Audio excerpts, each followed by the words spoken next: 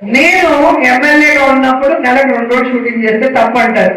మరి ఈ రోజు డిప్యూటీ సీఎం గా ఉంటూ ఒక పార్టీకి అధ్యక్షుడిగా ఉంటూ ఈ రాష్ట్రంలో నువ్వు సొంతగా పెట్టిన ఉమ్మడి మేనిఫెస్టోలో ఏది జరగకుండా అందరూ నష్టపోతుంటే, ఈ రోజు ఆడవాళ్ళు రేపు కాబట్టి ముక్కలు కాబట్టి చచ్చిపోతుంటే, విద్యార్థులు ఉద్యోగాలు లేక నిరుద్యోగ వృత్తి లేకుండా వాళ్ళ చెప్పుతో వాళ్ళే కొట్టుకుంటుంటే, రైతులకి మద్దతు ధర లేక అన్నదాత సుఖీభవ ఫైనాన్షియల్ సపోర్ట్ లేకుండా సూసైడ్ చేసుకుంటుంటే నువ్వు హరహర వీరమల్లు అంటావు, ఇంకో షూటింగ్ అంటావు, ఇంకో షూటింగ్ అని వెళ్తున్నావే తప్ప ఈ రోజు ప్రజల గురించి ఆలోచిస్తున్నావా?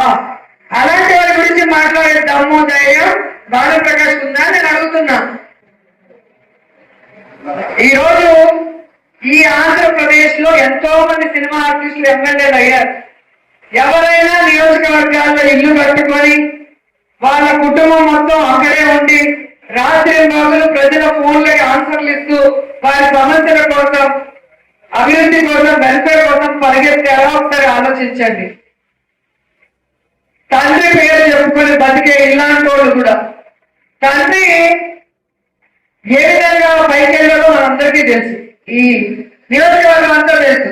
ఈ రోజు తండ్రి విగ్రహం పెట్టగానే మీరు గొప్పవాడైపోతారని మీరు అనుకుంటున్నారు, కానీ జనానికి తెలియదు వాళ్ళ నాన్న ఎలా చనిపోయారు. కానీ ప్రమాణం చేద్దామంటున్నాడు. నేను నీకు చాలా చేస్తున్నా, తల్లిని మించిన దైవం లేదు, కాణిపాకానికి వస్తా, ముందు మీ అమ్మ దగ్గర కదా, నువ్వు ఎలాంటి వాడు మీ అమ్మ మీ తమ్ముడు మీ చెల్లెలు మాట్లాడిన తర్వాత అప్పుడు కాణిపాకం వెళ్ళే ఓపిక ధైర్యం నీకుంటే అప్పుడు నేను వస్తా. మైక్ చేతిలో ఉంటే కెమెరా ముందుంటే ఏది పడితే అది మాట్లాడితే ఎవరు ఒప్పుకోరు. 45,000తో గెలిచావు, 45,000తో గెలిచానని చెప్తున్నాం. మీరంతా ఎలా గెలిచారో ప్రజలకు తెలుసు. కరోనాలో ప్రజలకి దగ్గర పనిచేశారా? ప్రజలకి ఒక ముద్ద అన్నం పెట్టారా? విద్యార్థులకి గతంలో కానీ ఇప్పుడు కానీ ఉద్యోగాలు నిరుద్యోగ వృత్తి ఇచ్చారా? ఆడవాళ్ళకి ఏమన్నా గౌరవాన్ని సెక్యూరిటీని ఇచ్చారా? ఎందుకు మీరు గెలిచారు? ఎన్నికలైన రోజు ఉన్న అకౌంట్ నెంబర్కి మళ్ళీ కౌంటింగ్ రోజు ఉన్న నెంబర్కి 45 లక్షల ఓట్లు ఎలా పెరిగాయి అది చెప్పండి.